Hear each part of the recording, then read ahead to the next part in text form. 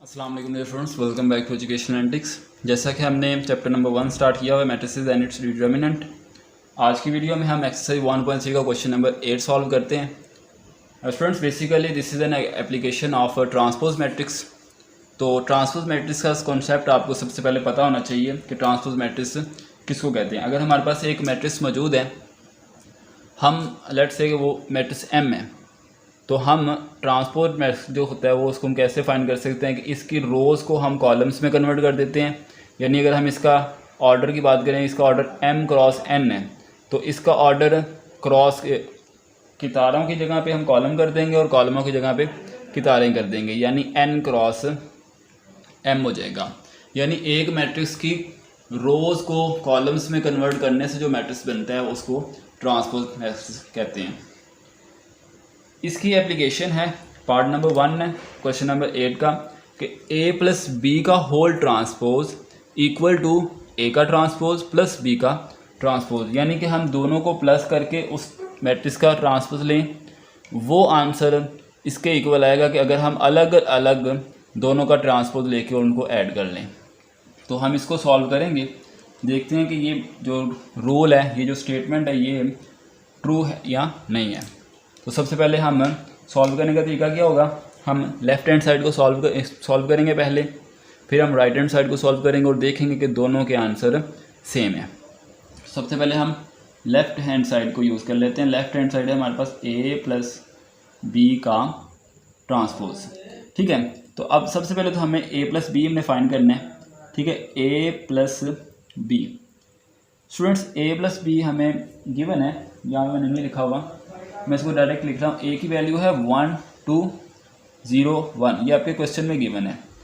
Plus b की जगह पे हम b का मैट्रिक्स लिखेंगे 1 1 2 0, ठीक है। ये मैंने यहाँ पे नहीं लिखा, लेकिन आपकी बुक में ये क्वेश्चन का ये स्टेटमेंट गिवन है। उसके बाद हम इसको सिंपली ऐड करेंगे। तो ऐड हमें करना आता है, हमने प्रीवियस वीडियोज़ में अच्छे से समझा हुआ है। हर क्वेश्चन में तकरीबन इसका यूज़ आ जाता है, एडिशन ऑफ मैट्रिसेस का। तो ये हमने हर क्वेश्चन में ये इसको अच्छे से पढ़ लेते हैं। तो इसको हम डायरेक्ट सॉल्व कर रहे हैं, ठीक है। ये दोनों मैट्रिक्स को हमने ऐड करके आंसर लेके आए हैं। स्टूडेंट्स हमने बेसिकली लेफ्ट हैंड साइड में ये चेक करना था कि a प्लस बी का ट्रांसपोज। अभी तक ये हमारे पास सिर्फ a प्लस बी ही मालूम हुआ है, अब इसका ट्रांसपोज मालूम नहीं हुआ। तो हम यहाँ पे लिखते हैं कि taking transpose on both side.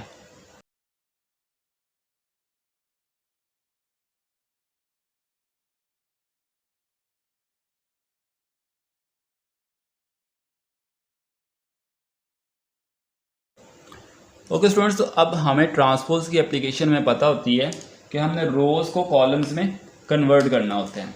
तो यहाँ पे रोज़ हमारे पास दो रोज़ हैं, एक ये वाली रो है, एक ये वाली रो है। तो हम इस रो को कॉलम में कन्वर्ट कर देंगे, यानी कि ये रो है तो इसको हम कॉलम बना देंगे, फिर ये भी एक रो है तो इसका भी हम कॉलम बना देंगे। तो ये हमारे पास ट्रांसपोज मिल गया। इसका मतलब ये हुआ कि a प्लस बी का ट्रांसपोज इसके इक्वल है। बेसिकली a प्लस बी का ट्रांसपोज यही लेफ्ट हैंड साइड है, तो हम इसको नाम दे देते हैं this is left hand side, ठीक है। अब हम राइट हैंड साइड को सॉल्व करते हैं और देखते हैं कि दोनों के आंसर सेम आते हैं या नहीं।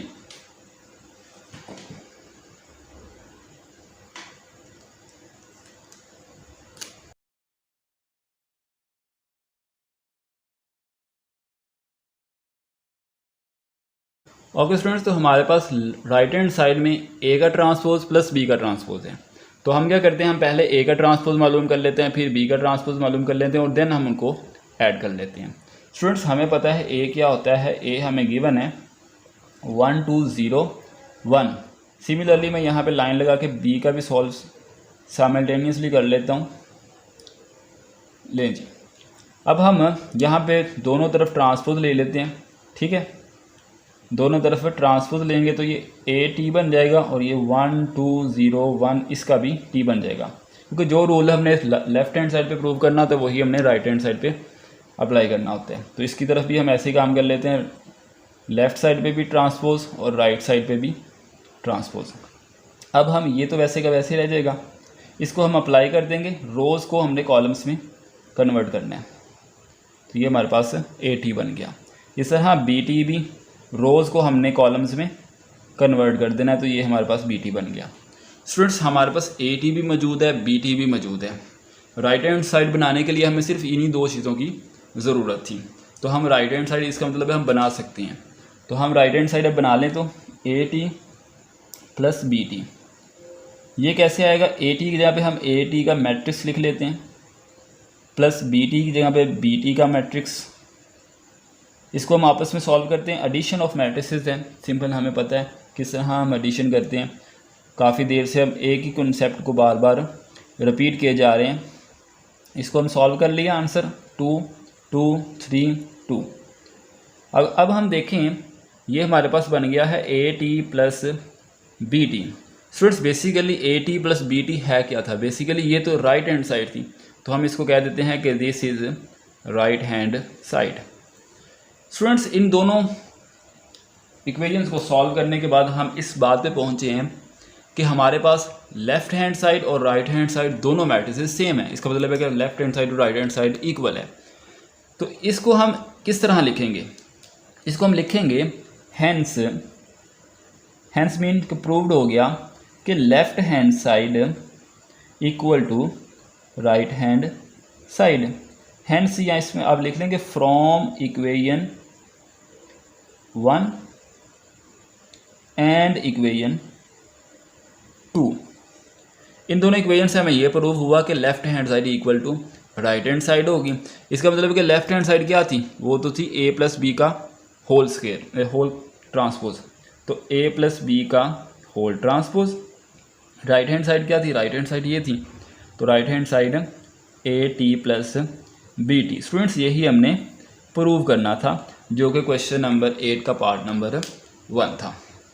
इसी तरह क्वेश्चन नंबर 8 का पार्ट नंबर 2 माइनस का सिर्फ फ़र्क है, यहाँ पे हम प्लस के साथ सॉल्व कर रहे हैं A प्लस B, वहाँ पे हमने A माइनस B के साथ सॉल्व करना है। तो सिमिलर क्वेश्चन है, ये एक्सरसाइज आप खुद कीजिएगा।